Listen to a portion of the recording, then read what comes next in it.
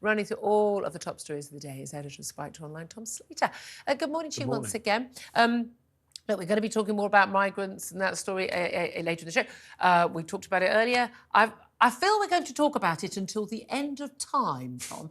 And the story seems to vary between, and like almost today, it's about illegal migrants. James Cleverly has travelled to Rwanda. He is the third Home Secretary of the Conservatives in recent years to travel to Rwanda to try and do a treaty, this post the Supreme Court ruling, to actually do a deal where you can't, Rwanda's not going to send any channel migrants back to their countries of origin where they might face persecution, and to deal with other issues. So trying to deal about the illegal migrant issue. He's the third Home Secretary to go. 3 Home Secretaries, not a single channel migrant has gone. That plane sitting in the airport was Luton, wasn't it? Luton or Stanford, never actually got off the ground. But the focus yesterday and the front pages today is all about legal migration. Now, it turns out it's really quite hard, if France isn't going to help you, to stop people getting on dinghies and arriving over the channel. But it's not hard to not give visas to 745,000 people last year, which the government knowingly did.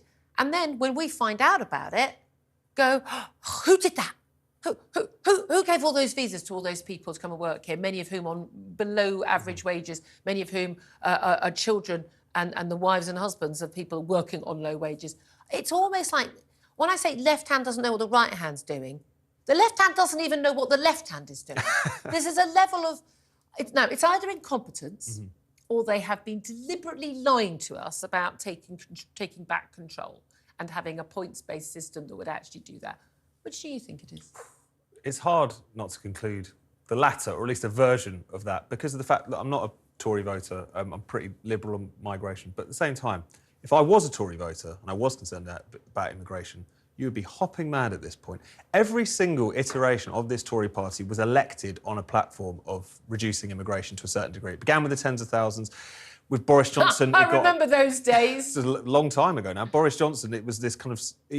the numbers should come down, but we're going to bring in the points-based system. Meanwhile, you had a kind of slew of Home Secretaries who were often very much kind of seen as from the right of the party, or at least would make noises that would please the right of the party on those issues. And yet we've seen immigration, treble just since Boris Johnson became Prime Minister. There's a certain point... At a time, by the way, when we were in full control, we didn't have free movement from Europe. There wasn't that excuse anymore. This amounts to political fraud at some point. You're telling the voters one thing and doing the precise opposite. So this is what I think... Did they think we wouldn't know?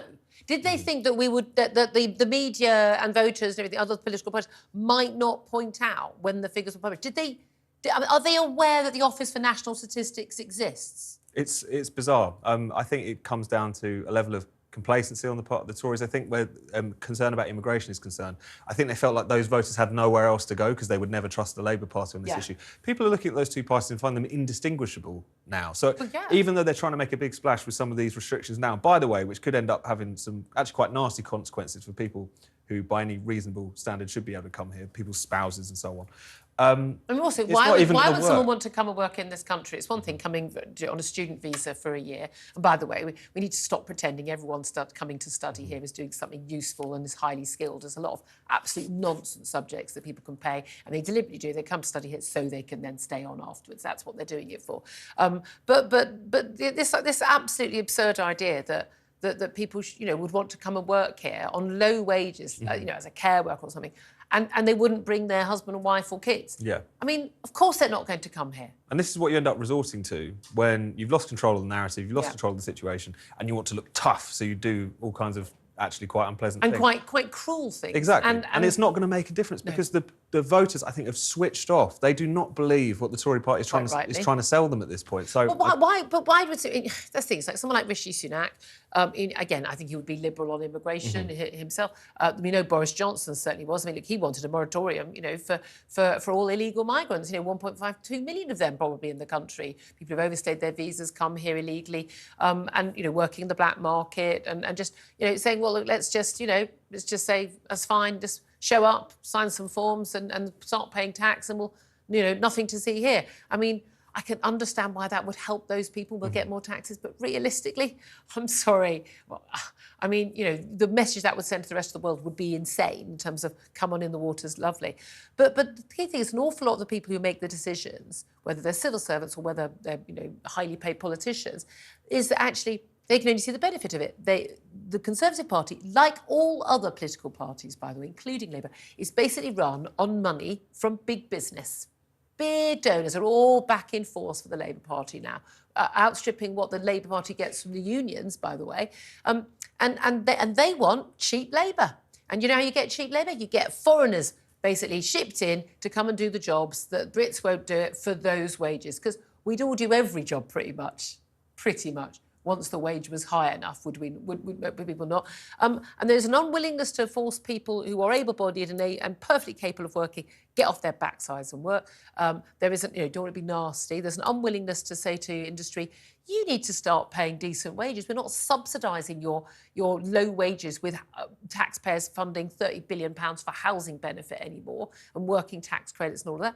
I'm sorry, we need to have a wake-up call. We've just got a load of businesses making a hell of a lot of money out of not paying people enough to live on. That's why people here won't take the job, importing other people, huge extra costs on the rest of society. And there's no joined-up thinking on this at all because the people who are affected by it don't have power and the people who have power aren't affected by it. I think that's a really important point. There are all kinds of positive things, genuinely, about immigration. There are all kinds of positive arguments that we can make. But my point is that what isn't positive is when you're relying on it to sustain an economy which has got hooked on low wages. What isn't positive is when you're doing it because of the fact that you have quite a sizable chunk of your own workforce, would-be workforce, who've basically just been put out to pasture as a consequence. Given up on them. Exactly. That's a terrible situation. It's a terrible argument for immigration, which is never going to sit right with the public when you're doing it, in many cases, to artificially inflate GDP figures to make the country look like it's not in a pretty bad economic situation. Because people won't be able to pay their heating bills. They'll be struggling to actually make ends meet. But they'll see some figures on the news one day saying everything's great. The gross national product's gone up. Gross domestic product's gone up. And they'll go, oh, everything's fine. I'm clearly been making it up in my head that I couldn't afford to put the heating on this week. I mean, it's insane. Tell me why you think immigration is a good thing. I don't have an issue with immigration. I think I've worked abroad myself, but I do struggle with mass, uncontrolled immigration. That's a very different thing. You think immigration brings positives. What are they? Well, there's all kinds of positives as far as I think one of the things that Britain genuinely can be proud about is the fact that people do want to come here to join this society, to contribute to this society. We have all kinds of leads in kind of cutting-edge technologies potentially which people could bring their skills to bear from. Yes, we want to be training people up, but also we want to be attractive. But you can make that balance. Also, it's a good thing when a country is attracting people to come there rather than a country that people are trying to leave. Countries where you're stopped from leaving, like North Korea and things, not a good thing. China. All these things are very positive. I think one of the problems is that we're confronted with is that because the British state is so dreadful, because of the situation with planning, for instance, has created kind of artificial scarcity with our kind of housing market, for instance. It's increasingly difficult to land these arguments, rightly so. So the people absolutely have a point when they express concerns about this because of the fact that the society that migrants are entering into is one which is dysfunctional in all kinds of ways, and that's a big problem. Yeah, exactly. It's not. I've got no issue with an individual migrant wanting to make a better life for themselves and come here. But a key thing is we need people who are net contributors and, again, not taking scarce resources like housing and school places and things away from people already here, whether migrants originally themselves or children of migrants or indeed native Brits. But my main thing is if people want to come here, that's great and it's wonderful. We want to be a magnet for the world's brightest and best. However, when people can make, they can make a life here, they can start a business, they know that rule of law. However, if you come to this country, it is non-negotiable for me. You must ascribe to our values and our culture. You must speak the language, as I would expect to if I went to work abroad somewhere. You need to accept, the rights of women, gay people, interfaith marriage, and things like that. You need to sign up to that stuff. And if you don't want to sign up to it, you are not welcome here. Because what I'm really objecting, I think a lot of people in Britain object to, is the idea that people want to come to this country and then keep a little enclave of their old life back. I'm not a fan of multiculturalism. I've said it before, I'll say it 1,000 times. Western liberal values is the superior culture in the world. It is the best culture in the world, bar none. It's the one in which people thrive, in which people are the richest, in which people are the safest, where people have better chances of living the best life they can, regardless of where what their ethnicity is, their sex, their sexuality, all of that. And anyone who doesn't sign up to that, go home. You're not welcome, as far as I'm concerned. And I also think, similarly, multiculturalism has been a disaster for the pro-immigration cause because, of course, you want people to integrate into society. Now, of course, Britain can learn things from elsewhere in the world. No, Labour don't think that but people at the same should. time, Labour if we want believe in people these to values, have... we should stand up for them. Every culture is equally valid. Yeah, which is ridiculous. We all know that's Cultures not where the case. girls have, forced marriages and have their sexual organs cut off. No, we're opposed to that. But every culture has its own value, equal value. It doesn't. It's a ridiculous proposition. The fact is that there are obviously values that we have held to because of the fact they're positive, they're great for human flourishing, for freedom, for all these different things. But that's what I don't understand. If you're pro-immigration, why would you not want people to actually join the society properly rather than to just be here in a kind of silo? Exactly. Not good for them, not good for us. It doesn't make sense.